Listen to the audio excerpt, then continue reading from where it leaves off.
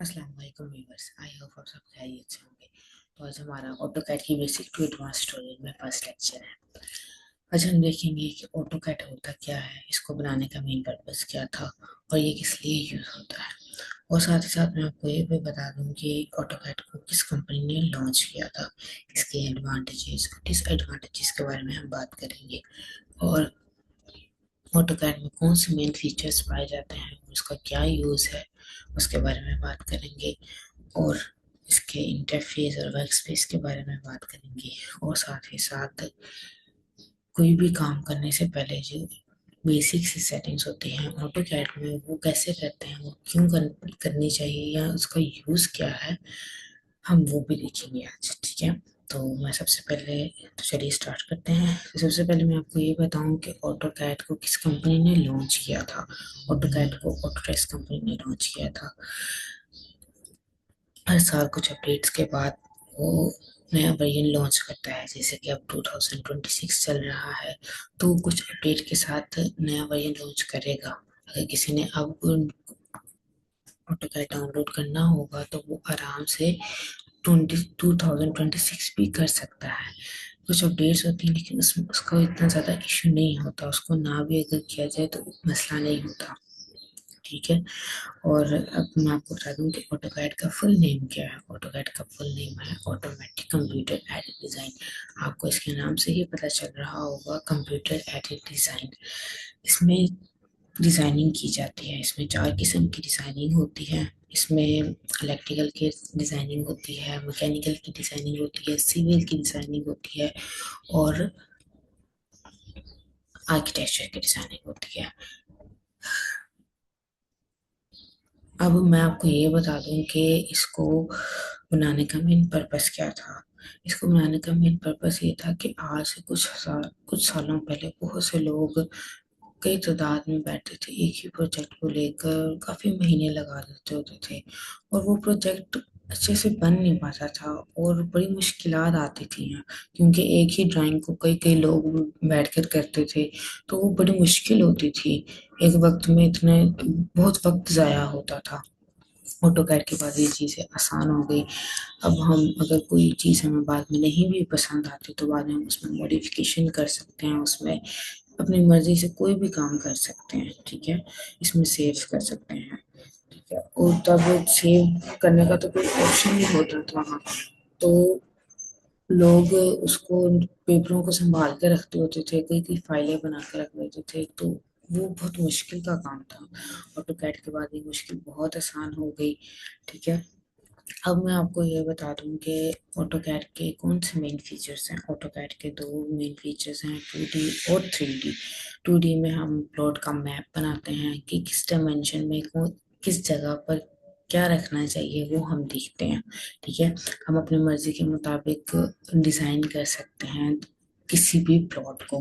ठीक है, बाद में हम उसको इम्प्लीमेंट, फिर बाद में जब वो नक्शा बन जाता है फिर वो जाहिर सी बात है मिस्त्री ही करते हैं।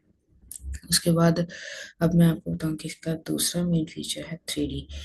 3D में हम किसी भी घर को जब हम सामने से देखते हैं, फ्रंट से देखते हैं या राइट से देखते हैं, तो वो देखने में कैसा लगता है हम वो ऑटोकैड में बना सकते हैं। ठीक है, अगरचे इसके अंदर 3D के फीचर्स हैं लेकिन उसके लिए 3D के लिए ऑटोडेस्क के दूसरे सॉफ्टवेयर ज़्यादा बेहतर है ऑटोकैड की निस्बत। ऑटोकैड डेस्क के दूसरे वर्जन जैसे कि 3D max, fusion 360, inventor, Revit, ये ज़्यादा बेहतर है ऑटोकैड में की निस्बत 3D के लिए। लेकिन फिर भी हम इंशाल्लाह ज़रूर एंड तक कम्प्लेक्स से कम्प्लेक्स डिज़ाइनिंग ऑटोकैड में ही करेंगे। ठीक है, अब मैं इसको आपको बताते चलूँ कि इसके एडवांटेज और डिसएडवांटेज क्या हैं। इसका एडवांटेज ये है कि हम इसमें का बहुत आसानी से डिज़ाइनिंग कर सकते हैं, उसमें मॉडिफिकेशन कर सकते हैं, उसको सेव कर सकते हैं, किसी को इंपोर्ट कर सकते हैं, एक्सपोर्ट कर सकते हैं। ये बहुत मतलब आसान हो गया ऑटोकैड सॉफ्टवेयर के आने के बाद।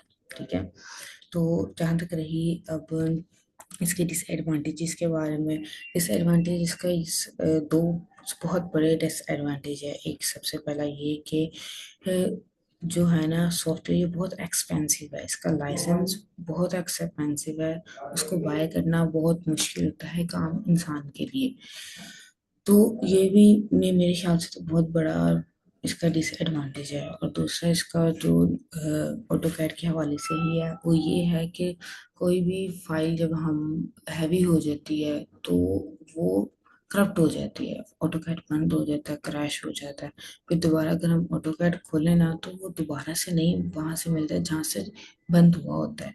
तो ये बड़ा मसला होता है कि अगर हमने इसको सेव ना किया तो सारी मेहनत को ज़ाया हो जाती है हमारी। ठीक है, तो ये भी इसका सबसे बड़ा डिसएडवांटेज है। चले अब हम चलते हैं ऑटोकैड की तरफ। ऑटोकैड आम सॉफ्टवेयर की तरह ही ओपन होता है। इस पर डबल क्लिक करें या राइट क्लिक करके ओपन करेंगे तो ये खुल जाएगा। ये थोड़ा सा वक्त लगाता है, कोई भी ओपन करने से पहले थोड़ा सा वक्त लगाता है। तो अब हम देखेंगे कि इसका मेन टूल्स क्या है। ठीक है,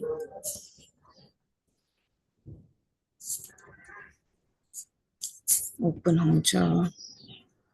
हाँ, हो रहा है।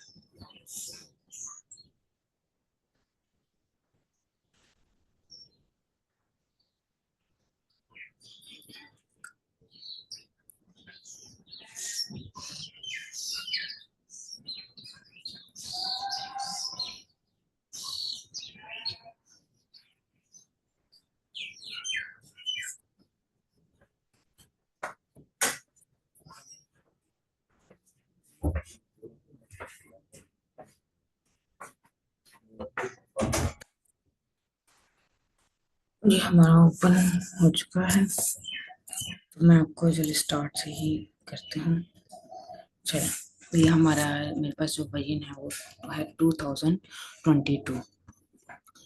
इधर से हम कोई भी फाइल जो हमने पहले से सेव हुई होती है उसको दोबारा से अगर खोलना हो तो वो यहाँ से क्लिक करेंगे तो हम अपनी फाइल ओपन कर सकते हैं। ये आपको नजर आ रहा होगा।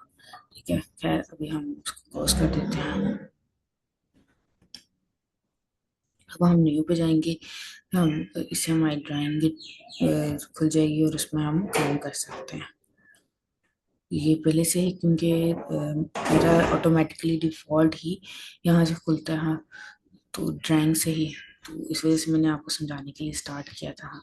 और यहाँ पर ये जो रिसेंट आप नजर आए पीछे जो भी हमने पीछे कुछ दिनों में जो उनसे फाइल बनाई होगी वो हमारी इधर शो होती है। ठीक है, तो हम इधर ड्राइंग में दोबारा चलते हैं। अच्छा जी, सबसे पहले मैं आपको ये बताता हूँ, ये जो आपको ए नज़र आ रहा है और ये छोटा सा एरो है, इसको क्या कहते हैं? इसको कहते हैं एप्लीकेशन आइकन। इस पर अगर हम क्लिक करें तो हमारे पास एक न्यू फोल्डर को ओपन हो जाता है। ये न्यू का है और ये ओपन का है, ये सेव का है, ये सेव एज का है, इंपोर्ट का है, एक्सपोर्ट का है। इनमें से हम कोई भी ड्राइंग ओपन कर सकते हैं। हम इधर से भी कर सकते हैं, हम कंट्रोल एन दबा कर भी कर सकते हैं, हम यहाँ पर प्लस पर क्लिक करेंगे तो भी न्यू ड्राइंग ओपन हो सकती है। ठीक है, अभी फिलहाल हम इसे बंद कर देते हैं। कई दफ़ा हमें एक ही वक्त में कई दो दो प्रोजेक्ट ड्रा कर रहे होते हैं तो हमें मसला नहीं होना चाहिए। यहाँ आसानी से हम कर सकते हैं। ओपन से कोई भी हमने फाइल जो पहले ओपन की होगी उसको ओपन कर सकते हैं, सेव कर सकते हैं, सेव एज कर सकते हैं जैसे मैंने आपको पहले भी बताया। इंपोर्ट कर सकते हैं और एक्सपोर्ट भी कर सकते हैं। इंपोर्ट कोई भी हमारी पिक्चर होती है, कोई भी काम होता है जो हमने पिक्चर से देख कर करना होता है। इंशाल्लाह आप इस लेवल तक चले जाएंगे कि आपके सामने सिर्फ एक पिक्चर होगी, उसको देख के आप डिजाइनिंग आराम से कर सकेंगे। ठीक है, अब हम आगे चलते हैं। आगे ये जो आपको नजर आ रहा है ये हमारा क्विक एक्सेस टूल बार होता है। ये भी, इसमें भी वही फीचर्स होते हैं जो कि इस एप्लीकेशन आइकन में होते हैं। इस पर देखें, न्यू से ओपन, सेव, सेव एज, इस तरह ये। और यहाँ पर वर्क स्पेस भी शो होता है लेकिन अभी नहीं शो हो रहा। तो इधर छोटा सा है, इस पर क्लिक करेंगे तो इधर आपका वर्क स्पेस शो हो रहा होगा। ये इसको क्लिक करेंगे तो हमारा ये आ गया है। अभी जो हमारे पास ओपन बाय डिफॉल्ट खुला हुआ है वो है ड्राफ्टिंग एंड एनोटेशन। ठीक है। इसके 3D मॉडलिंग और क्लासिक इसका है वो फीचर वर्क स्पेस। अगर ये ना हो, मिसाल के तौर पर मैं इसको बंद करती हूँ तो इधर हमारे फिर ये देखिए हमारे फिर वो ही कौन सा वर्जन है वो यहाँ पर शो होता है। ठीक है, अब आगे हम चलते हैं। ये जितने भी आपको नजर आ रहे हैं ये हमारी रिबन बार कहलाता है। इसमें कमांड्स होती है, इसकी मदद से हम ऑटोकैड में ड्राइंग बनाते हैं, कोई भी काम करते हैं तो इस कमांड्स की मदद से करते हैं। ठीक है, अब आपको ये स्टार्ट और ये हमारा कहलाता है फाइल ऑब्जेक्ट। ठीक है, इस पर अगर हम क्लिक करें तो मॉडल, लेआउट, लेयर 2 ये हमारा शो होता है। ठीक है, और ये हमारा लेआउट ऑब्जेक्ट कहलाता है।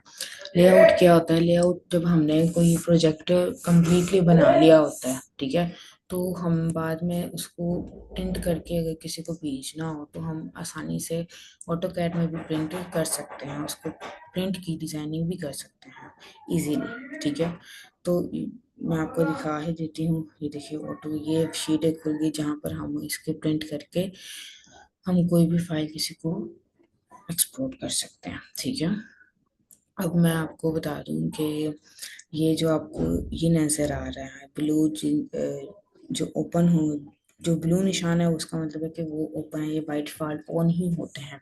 ठीक है, ये हमारे कहलाते हैं एप्लीकेशन टूल्स। इसमें मेन टूल्स सिर्फ दो तीन ही है। ठीक है, हम आगे जाके इसके बारे में ज़रूर डिटेल से करेंगे। अब मैं आपको ऊपर बता दूं कि ये जो आपको नज़र आ रहा है ये हमारा कहलाता है व्यू क्यूब। ये ज़्यादातर 3D में यूज़ होता है, इसका 2D में कोई ज़्यादा इस्तेमाल नहीं है। और ये भी आपको व्यू पोर्ट कंट्रोल ये कहलाता है। इस पर अगर हम क्लिक करें तो top, bottom, right, left, front, इस ज़्यादातर ना 3D में यूज़ होता है, क्योंकि हमें 3D को किसी भी एंगल से देखने के लिए ना उसका जो है ना व्यू चेंज करना पड़ता है, तो हम इसके ज़रिए से कर सकते हैं। अब आगे 2D वायर फ्रेम। ये अभी जो बाय डिफॉल्ट हमारे पास खुला होता है वो 2D वायर फ्रेम होता है। जब हम 3D में जाते हैं तो हमें क्या नाम है, जब हमने कलरिंग करनी होती है तो हम उसकी निस्बत शेडिड करते हैं, कंसेप्चुअल करते हैं, रियलिस्टिक करते हैं। ठीक है, तो अभी हमारा इसका कोई काम नहीं है। ओके, अब मैं आपको इसका भी मैंने आपको बता दिया कि भी 3D के लिए यूज होता है। ये टॉप आ रहा है, जैसे अगर हम करेंगे तो ये देखिए, हाँ हमारा लेफ्ट आ जाएगा, राइट आ जाएगा, ये इस तरह।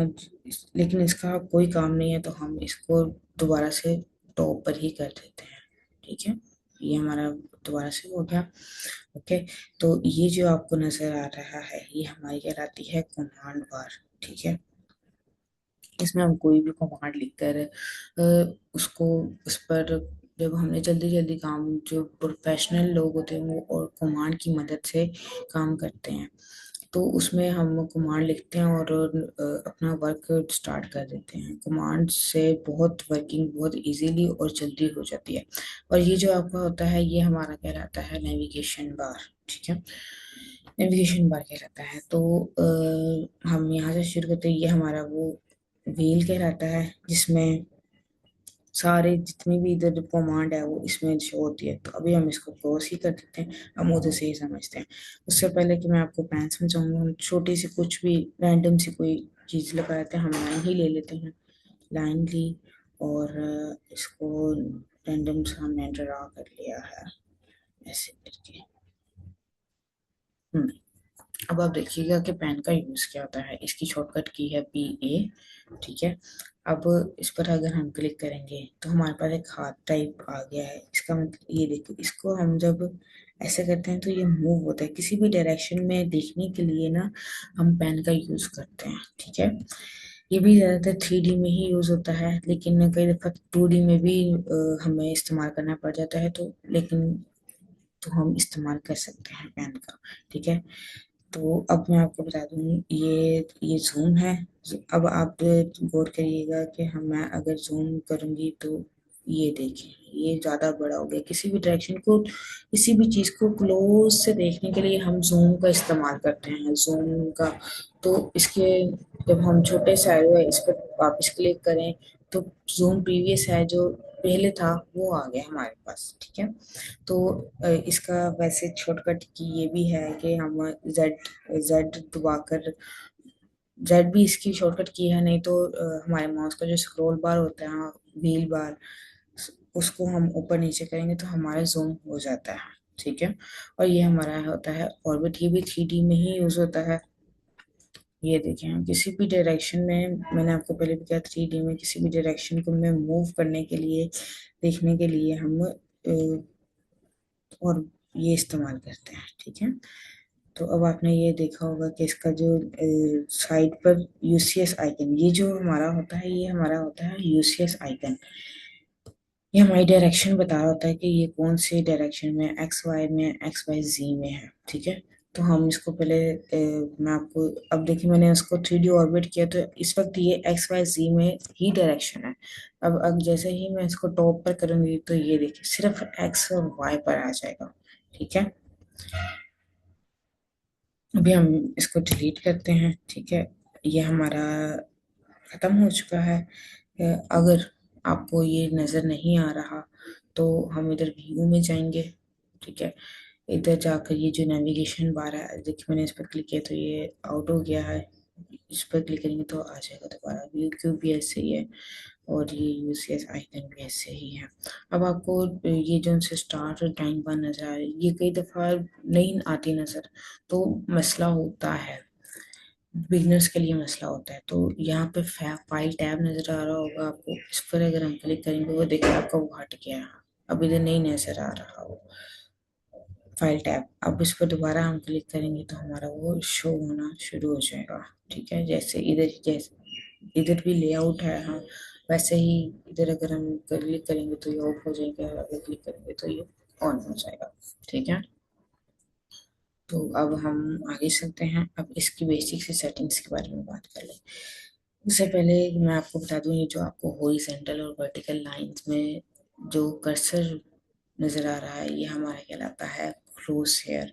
उसके अंदर छोटा सा जो रेक्टेंगल टाइप कोई बॉक्स नजर आ रहा है, वो हमारा कहलाता है पिक बॉक्स। क्रॉस हेयर किसी भी कमांड को, किसी भी चीज को ड्रा करने के लिए यूज होता है। ठीक है। और बिग बॉक्स है वो किसी भी चीज को सिलेक्ट करने के लिए यूज होता है। और जब हम इधर क्लिक करके ऐसे करते हैं तो ये हम किसी भी चीज को सेलेक्ट करने के लिए करते हैं, और ये हम किसी भी चीज को देखने के लिए करते हैं। ठीक है। मिसाल के तौर पर मैं लाइन ही ले लेती हूँ। लाइन की शॉर्टकट की वैसे एल है, तो आपके लिए मैंने दिस डायरेक्ट ही किया। हम कुछ रैंडम सी लगा लेते हैं लाइनें। ये हमारी कुछ रैंडम सी लाइनें हमने लगा दी है। ठीक है। अब आपने गौर किया होगा कि, चलो दोबारा से करते हैं, एल एंटर। तो ये देखिए उसके अंदर से पिक बॉक्स खत्म हो चुका है, वो नजर ही नहीं आ रहा, क्योंकि अब जो हमारे ये कर्सर है वो एक ड्रा करने के मोड में आ गया। ठीक है। तो हम इसको इस तरह, इस तरह, इस तरह, अब जैसे ही हम कमांड से बाहर जाएंगे तो वो हमारा दोबारा वैसे ही हो जाएगा जैसे पहले था। एक और चीज जो मैं आपको बताना भूल गई, जब भी कोई कमांड हम कमांड लाइन में लिखते हैं उसके बाद एंटर प्रेस करना बहुत ज़रूरी है। और उस कमांड से बाहर निकलने के लिए एस्केप दबाएंगे तो हम कमांड से बाहर निकल जाएंगे। मिसाल के तौर पर हम लाइन एंटर करते, जब लाइन एल लिखते हैं उसके बाद जब तक हम एंटर नहीं ना प्रेस करेंगे तब तक वो कमांड एक्टिव हो ही नहीं सकती। ठीक है। तो इसलिए हमें स्पेस बार या एंटर हमें जरूर प्रेस करना है। ठीक है। तो वही बात कि अब वो सिर्फ क्रॉसिया नजर आ रहा है, बिग बॉक्स हमें नजर ही नहीं आ रहा। और अब हमें ये है कि हमने इधर से इस कमांड से बाहर निकलना है। हम कैसे निकले, तो हम escape दबाएंगे और कमांड से बाहर आ जाएंगे। और जैसे कि मैंने पहले बताया, किसी भी चीज को सेलेक्ट करने के लिए हम एक ऐसे इस एरो को यूज करते हैं, इसको डिलीट कर देते हैं। ठीक है। अब मैं आपको बिग बॉक्स तो मैंने आपको दिखाया नहीं कैसे यूज होता है। मिसाल के तौर पर हम फिलहाल दोबारा से अनडू कर लेते हैं। ये हमारी तो आ गई है पिछली जो हमने बनाई थी। अंडू की शॉर्टकट की है UN, और ये भी है कंट्रोल Z भी इसकी शॉर्टकट की है। ठीक है।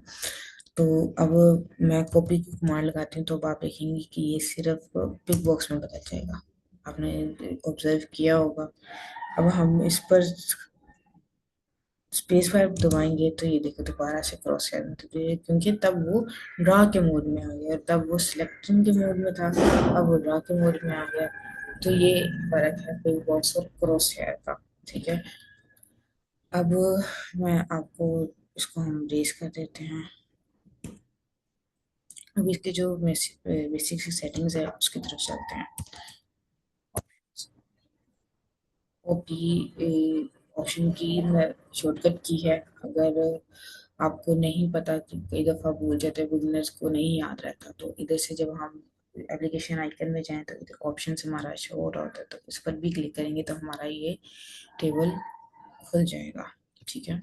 हम फाइल से ही शुरू करते हैं। फाइल में हमने कोई चीज़ को छेड़छाड़ नहीं करनी। ठीक है। डिस्प्ले में हम कलर की थीम हमने लाइट रखना है या डार्क रखना है, हम ये देखते हैं। ठीक है। और डिस्प्ले फाइल टैब्स, ये एक एक मिनट, इसको समझाने से पहले मैं पहले आपको ये बता दूं। हम जिस जगह पर भी इतने एरिया में जो हम काम करते हैं, ये हमारी वर्क प्लेस कहलाती है। ठीक है। इसमें हम काम करते हैं, कोई चीज़ ड्रा करते हैं, कोई ड्राइंग बनाते हैं। ठीक है। दोबारा से हम टेबल्स में ही जाते हैं। ओपी, एंटर, एंटर लास्ट में दबाना है। कोई भी कमांड एक्टिव करने के बाद आपने लाजमी दबाना है।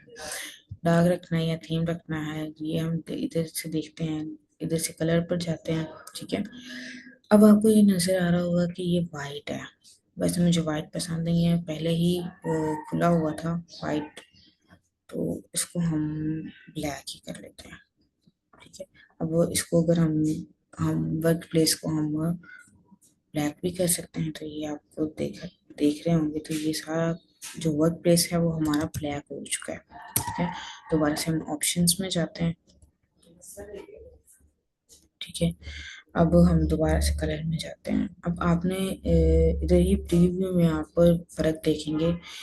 इधर आपने देखा होगा कि हम इधर जो फाइल टैब थी वो तो हमारी नजर नहीं आ रही, पहले ये वाइट थी, अब ये हम क्लिक कर रहे हैं तो ही हमें नजर आ रही, ऐसे में नजर नहीं आ रही।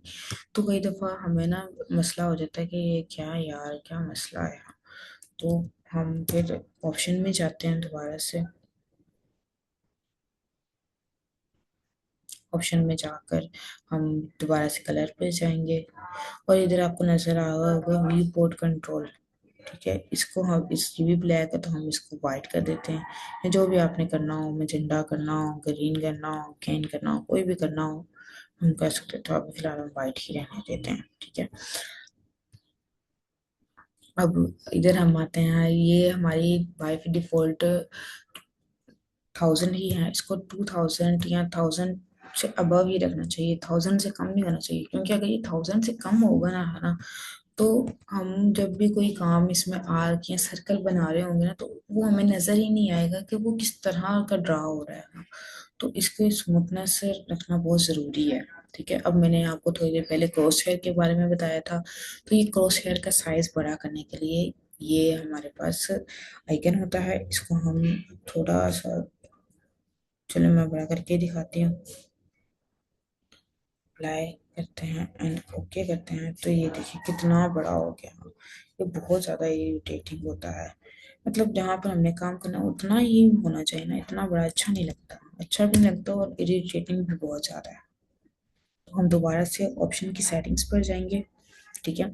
तो इधर से मैं मैक्सिमम भी इसको 10 तक रखती हूँ, या ज़्यादा से ज़्यादा भी 15 तक। तो अब आप देखेंगे कि वो दोबारा वहां पर ही आ गया जहाँ पहले था। ठीक है। जिसको बड़ा पसंद है वो बड़ा भी कर सकता है। हाँ। अच्छा, तो अब हम आगे चलते हैं। ठीक है।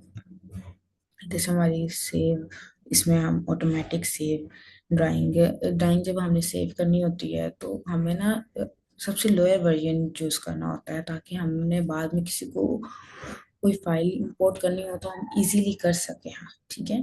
तो इधर से हम 2026 20 2004 करेंगे। ठीक है। तो अब इधर ऑटोमेटिक सेव, जब भी कोई फाइल हम बनाते हैं तो उसको सेव करते हैं, तो साथ ही साथ वो कह रहा है कि आपको हर कितने मिनट बाद हम सेव एज का कंट्रोल, मतलब शॉर्टकट की प्रेस कर सकते हैं। मिसाल के तौर पर मैं अगर 10 मिनट लिख दूंगी, तो हमने कोई भी फाइल सेव करनी है ना तो 10 मिनट बाद हम उसको क्या नाम है करेंगे, तो फिर ही वो सेव होगा। ठीक है, इसमें भी है, तो हम इसको बाय डिफॉल्ट 4 ही रहने देते हैं। ठीक है, इसको ज्यादा नहीं करना। और जब भी खास तौर पे कोई हैवी फाइल बन रही हो तो कंट्रोल एस लाजमी दबाएं आप। ठीक है, ताकि आपका फाइल क्रैश होने के बाद भी आपका प्रोजेक्ट को खत्म होने का खतरा ना हो। ठीक है, अब आगे हम चलते हैं। प्लॉट एंड पब्लिश में भी कुछ भी नहीं है, इसमें भी कोई चीज़ हमने चेंज नहीं करनी, यूजर इंटरफेस में भी नहीं करनी, ड्राफ्टिंग में भी नहीं करनी। इसमें फोटो स्नैप मार्कर साइज है, इसका कोई इसका कोई यूज नहीं है। लेकिन हमने आगे से हम 3D ड्राफ्टिंग में जाएंगे। इसमें हमारी शो ये होगी कि वाई एक्सिस है क्रॉस हेयर का, शो एक्सिस जेड, इसका भी कोई यूज नहीं है यहाँ। लेकिन हमने जो यूज करना है ना, मतलब जब हम 3D में जाते हैं तो एक्स वाई और जेड दोनों तीनों एक्सिस होते हैं।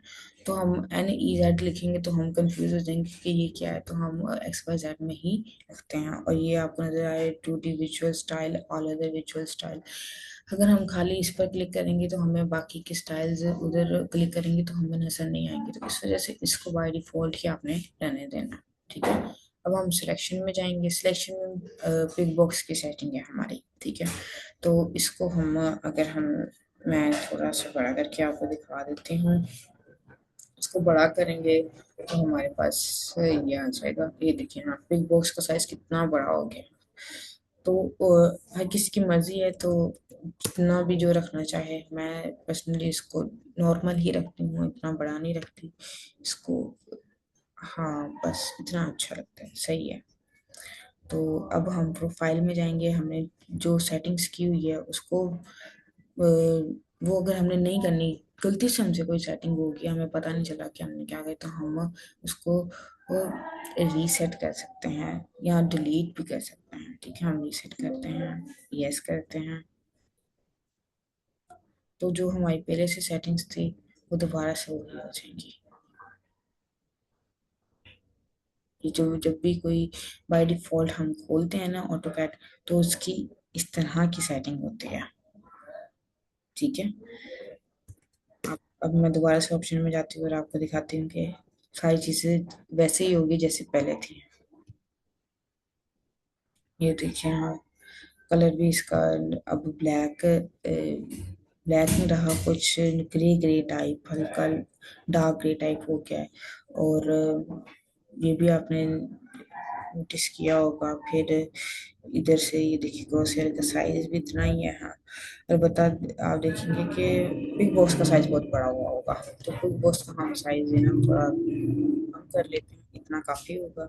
तो हम अप्लाई करके ओके कर लेते हैं। ओके करेंगे आगे। अब ये कुछ ज़्यादा ही छोटा हो गया। हाँ, दोबारा से ऑप्शन में जाते हैं,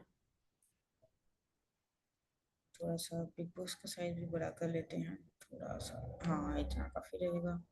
डिस्प्ले में जाके हम ये 5 में मैं 10 तक रखती हूँ। 10, ये ओके हो गया। अप्लाई, अप्लाई एंड ओके, ठीक हो गया। अभी हमारी सेटिंग्स बाय डिफॉल्ट मतलब हमने जिस तरह भी करनी हो वो हो चुकी है। अब जो इसकी सबसे मेन सेटिंग है ना, वो है यूनिट सेटिंग। ऑप्शंस को हम करें या ना करें, लेकिन यूनिट की सेटिंग करना बहुत ज़रूरी है, क्योंकि यूनिट में हम ऑप्शन में मैं फिर आगे यूनिट की सेटिंग में की शॉर्टकट की है UN। ठीक है, हम कमांड बार में UN लिखेंगे तो हमारी ये न्यू टेबल शुरू हो जाए। शो हो जाएगा, जिसमें हमारी टाइप लिखी होगी, पीसीएन लिखा होगा, यूनिट को स्केल, इंस्ट्रक्ट कंटेंट लिखा होगा, ये सब चीज़ें लिखी होंगी। तो मैं आपको बताती हूँ, क्योंकि हमने आर्किटेक्चर में काम करना है, हमने होम डिजाइनिंग में करना है, तो हमें इसको आर्किटेक्चर में रहने देना है। तो आपने अब देखा होगा कि पहले इधर 0 0 था और अभी फिट और इंचिस में आ गया।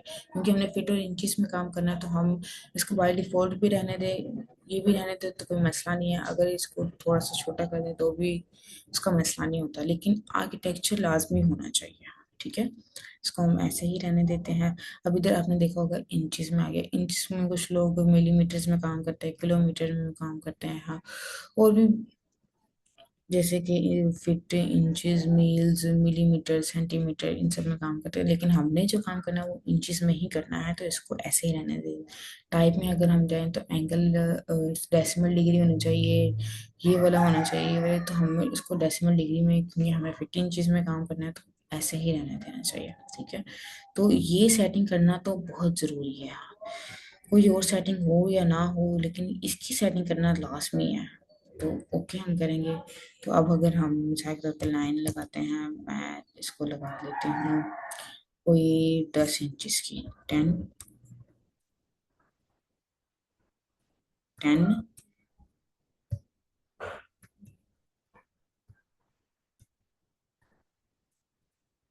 10 इंचेस की हम लगा सकते हैं। क्या ये साथ आइकन के भी शो हो रहा होगा? अगर आप चाहते हैं कि आइकन के साथ ही आपको ये नज़र आए कि ये कितने फिट की लाइन लग रही है, या क्या हम कुछ कर रहे हैं। शायद अगर मैं UN भी लिखते हैं ना, तो वो उधर शो हो रहा होता है। लेकिन मैं इसको बस नहीं, ऑन नहीं करके रखती। हाँ, ये एक्सिस भी हमें बता रहा होता है। जिस किसी ने अगर करना हो तो वो, कर सकता है, कोई मसला नहीं है। ये कहाँ से ओपन होता है? ये यहाँ से ओपन होता है। ठीक है, अब मैं जो मर्जी करूँ, उधर नहीं कुछ भी आएगा, उधर सिर्फ वही आएगा जो मैं कमांड लाइन में देखूंगी। ठीक है, तो अब उम्मीद है आपको फर्स्ट लेक्चर पसंद आया होगा। तो मिलते हैं अगले लेक्चर में। अल्लाह हाफिज़।